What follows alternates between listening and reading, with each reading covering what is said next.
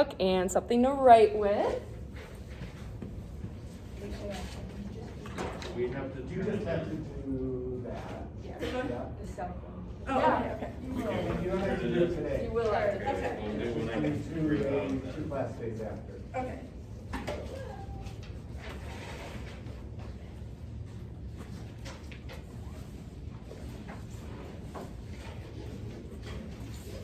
The little noise you heard with from my watch, from my phone, that was kind of 20 minutes.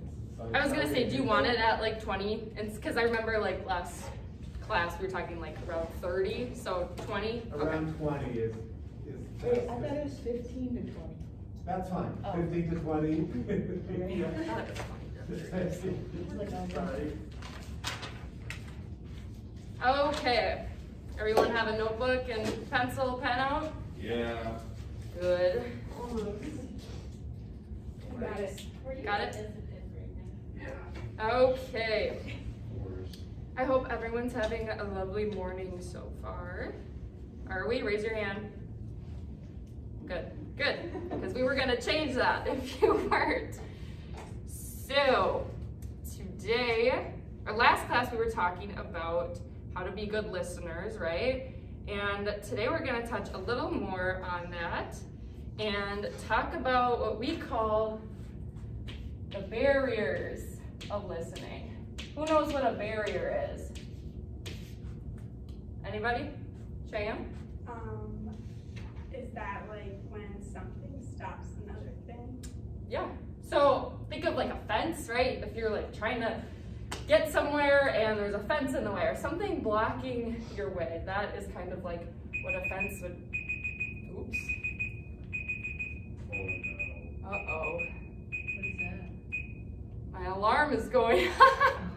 Clear the building. Good thing I'm Clear awake. the building. No, I did that on purpose because when I was talking about barriers and my alarm went off, we all went, what was that noise, right?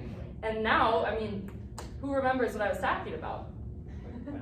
Exactly. Even I am like, what was I even talking about? So a barrier is something that's going to take our attention away from what we're supposed to be listening to, in this case, hopefully me. And it's gonna take our attention and direct it elsewhere. So if my alarm going off, we were listening to what I was talking about barriers and describing what a barrier was, the alarm went off and we went, oh, what was that noise? And our attention went elsewhere, right? So I want everyone to take a deep breath with me, okay? Big deep breath.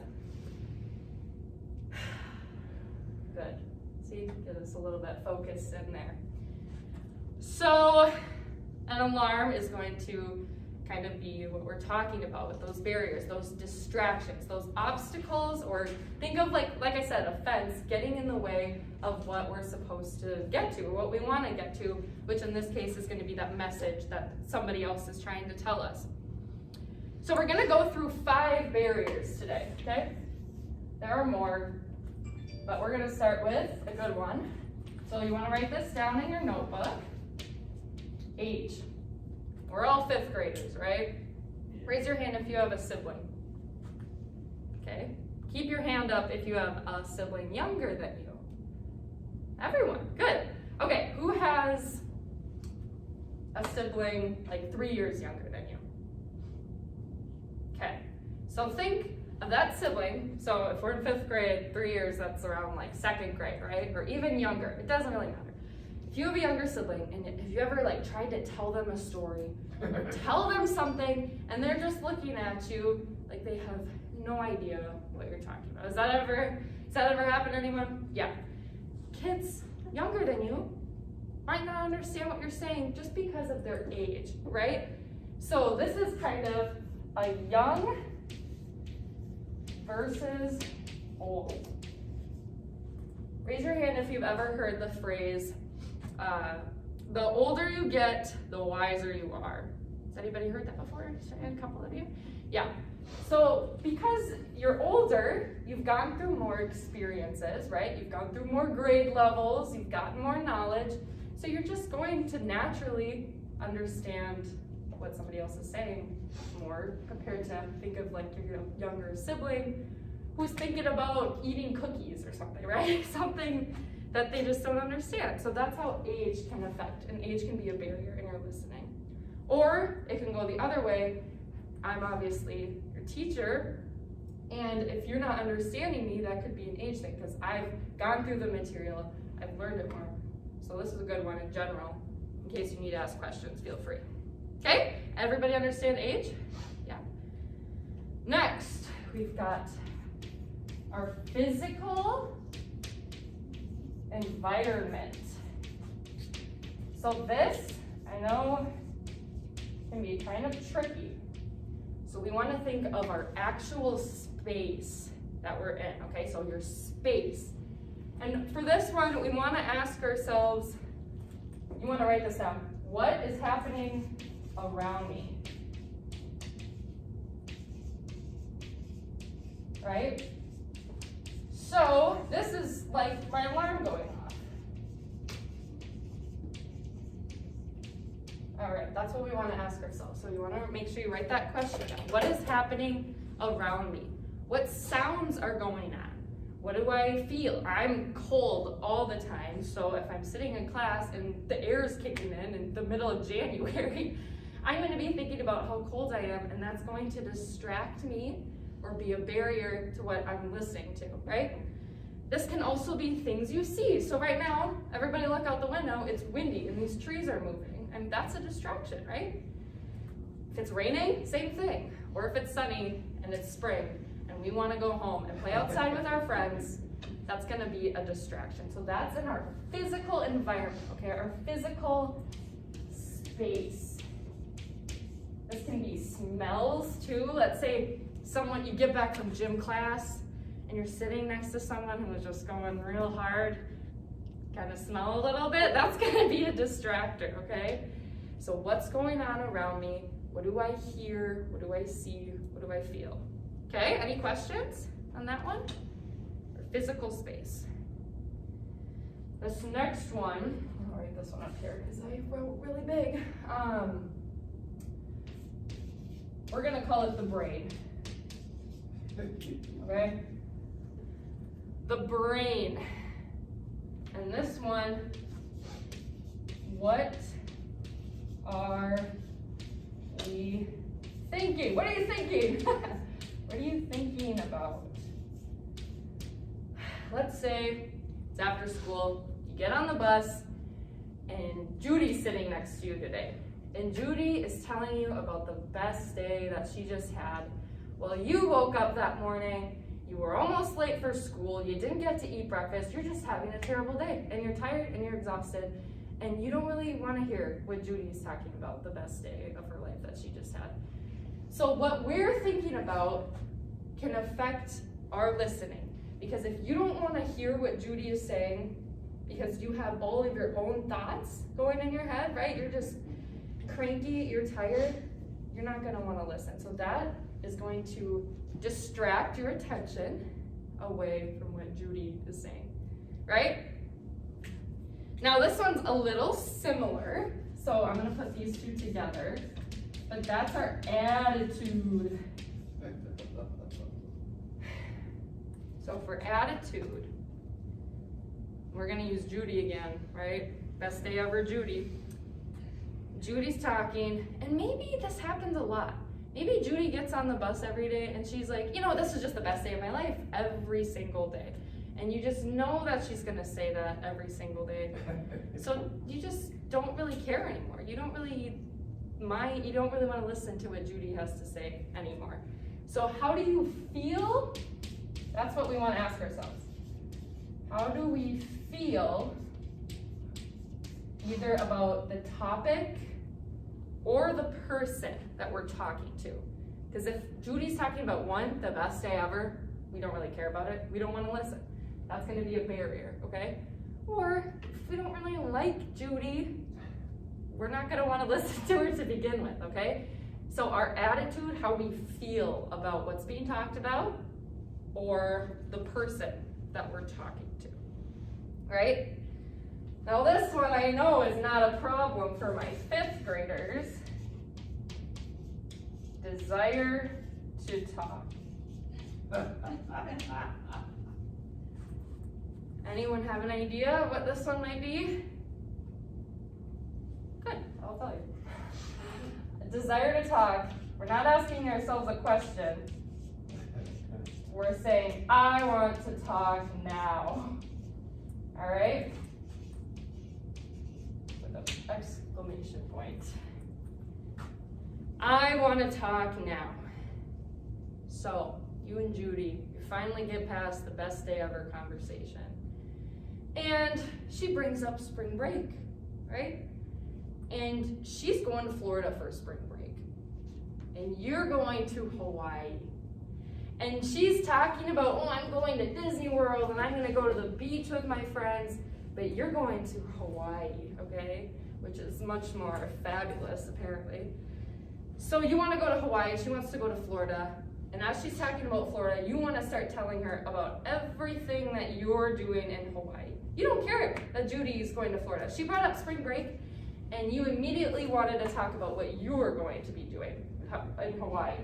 So it's that I want to talk now. You don't care what Judy's talking about. You're excited for your own trip. You're not going to listen to her Florida plans. Or if you do, you might not even remember because you're just so excited about your own trip, right? Raise your hand if you're going on spring break. Elena, where are you going? Disney? Are you going to Disney World? Okay, Judy. No. Cheyenne, where are you going? Hawaii. Are you going? Perfect. Look at that. It's like I'm a psychic here. Okay. So we're gonna keep those in mind. Quick review. Our age matters. If you're younger, you're just not going to know as much. Not all the time. I mean, there are concepts and things that you will understand. It just could be a little more difficult, right? Our space. What am I hearing? What am I seeing? What do I feel? That could take me away from what we're talking about, right? Our brain. What am I thinking about? Maybe I don't care. Maybe I have a million things to do later and I don't want to listen.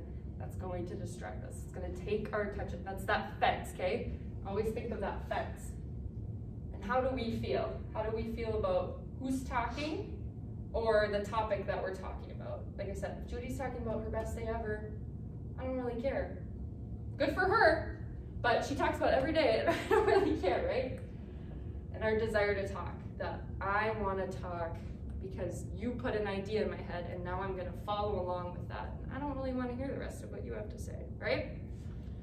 So, I know we're kind of spread apart, but look at the person around you and tell them one barrier of listening, okay? Share one barrier that you learned. Talking. What do we come up with? Power. You want to talk? Mm-hmm. I want to talk. I want to talk. See, so they're all, I mean, there are plenty more, but, and they can work together, right? So, you know, someone could drop a pencil, and so you look to that, and you're cold at the same time, okay? Those are, I mean, they can happen together. Good. Raise your hand if you've ever heard of or played the game telephone. Telephone, right? On the bus maybe, or at lunch, and you're passing secrets around, and that's how you get your secrets across, by playing telephone. When you come up with a phrase or a word and you whisper it to the person next to you, and by the end of the chain, right, when it gets to that last person, what usually happens? In your experience that you've played telephone, what usually happens? If somebody says, bananas are green, and they pass it along and it gets to the last person, what usually happens? Maya.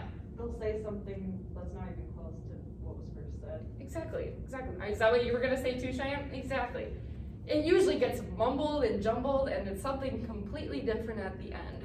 And that is because of a barrier, right? Either maybe somebody didn't quite hear what the other person said because they said it too quiet, or somebody just wanted to, you know, there's barriers that happen in a game like telephone. So we're not going to play telephone, but we are going to play a little game, and we're going to use, what do you guys, do you want to use Florida, Hawaii, or pick a different place together for spring break? I like Disney. Disney? Going to Disney World? Today we're going to Disney World. So we're going to play a game called I'm Going to Disney World. I'll start us off, and here's how it goes. So I am going to say, I'm going to Disney World, and I'm bringing my lizard. Okay? So now we're gonna start with Cheyenne, and we're gonna go around the room, and so Cheyenne would say, I'm going to Disney World, and I'm bringing my lizard, and then you would add your own thing at the end. Now we need to keep it, 5th grade level, nothing crazy, nothing bad, right? Nothing explicit, okay? Everybody understand? So I'm going to Disney World, and I'm going to bring my lizard. Cheyenne. I'm going to Disney World and I'm going to bring my lizard and my wand. Then Maya, yeah, if we can just weave around. I'm going to Disney World and I'm bringing my lizard, my wand, and my sunglasses. I'm going to Disney World and I'm going to bring my lizard, my wand, and my teddy bear. Okay. Which one did she miss? Sunglasses. Oh, sunglasses. My lizard, my wand. See, I don't even remember. Now, why does that happen? I want to bring this back together. Nick, you got an idea? Young versus old. It could definitely be a young versus old, except in this case, Rosie's the same age as all of us, right? Yeah. So, that was a good example, but not quite in this case, right? Elena. The brain, maybe she was thinking of something else. Rosie, were you thinking of something else? Yes. Yeah, what were you thinking of? What should I bring to Disney World? See, now that is a good example because that is going with the brain, what are we thinking, and our desired attack, right? Because in the midst of them, Maya and Cheyenne, sharing what they were taking to Disney World, instead of Rosie maybe listening, she was thinking, oh shoot, what do I want to bring? What do I want to bring? So that's combining things, right? That's a good example. And not that, she did listen because she got the wand and the lizard, right? She missed the sunglasses, which is totally fine. But that is an example of some things that get in the way, especially, in a time like this, where I'm putting you on the spot, trying to remember something. That's where we get a little more anxious, right? A little more nervous, a little more confused about what's going on. And sometimes that could be a barrier of stopping what we are listening to, that we can fully comprehend that, right? Yeah, Cheyenne. What would you, if we were nervous, what barrier is that? If you were nervous, that could be your brain. That would be your brain, kind of. Or your physical environment, your space, like the space that you're in. Because something is around you could be making you nervous. Me? No. But probably the brain of what are you thinking? If you're thinking, oh shoot, my turn's coming up soon and I don't know what I'm gonna say, I don't remember what they said, that could make you nervous. So take another big deep breath with me. So taking a deep breath can kind of just help you get focused in again, maybe calm some of those nerves, because we think all the time, right? Some of these we just can't help it. Can't help our age, try as we might.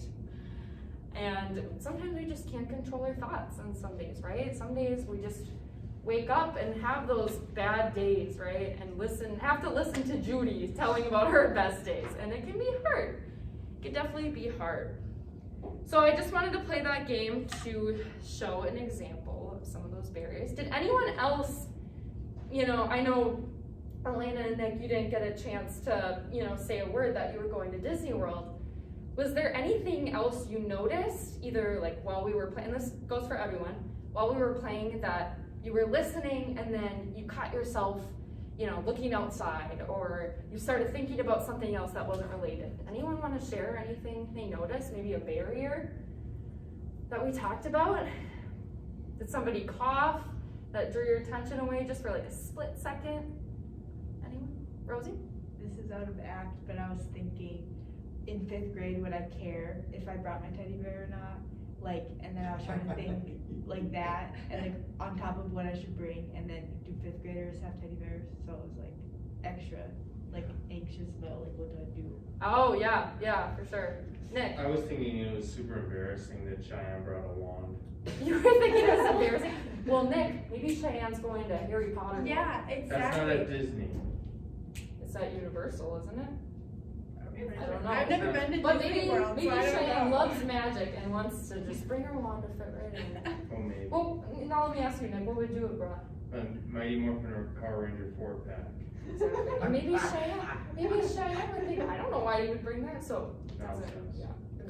Good toys, good stuff to bring. Thank you. Good, any questions? These barriers, these fences, these distractions of what's taking our attention away, right? Good, that's all I got. Are you the fifth grade bully? No. Sorry, I didn't erase it. No, you're totally fine. I saw that as it was up there, I was like, oh no. Dr. Lincoln, so with mine, I had, like, I'm a little bit different in the way where I was gonna have, like, the students kind of do something on their own for a little bit, is that okay? Yep. Okay. Okay, I turned it on to HDMI. Oh, thank you. Look at Nick, our tech guy, thank you, Nick. Wow, your writing is very nice. Really? Yeah. That's always been like my biggest, like, and I have an aversion to chalk. So I was kind of hoping we had a whiteboard, so I'm like, I gotta get over my I think fear. that's gross. But thank you. Right, and I thought that was funny. That was good. Also, Nick, I love how in character you are. Thanks. I thought it was weird how Cheyenne brought I'm that. gonna be doing critical listening Yeah. for Rosie. Nope, perfectly fine, don't. I'll just start with this. One. Do we need our notebooks? Oh wait, Eliza, here's your. Oh, yeah.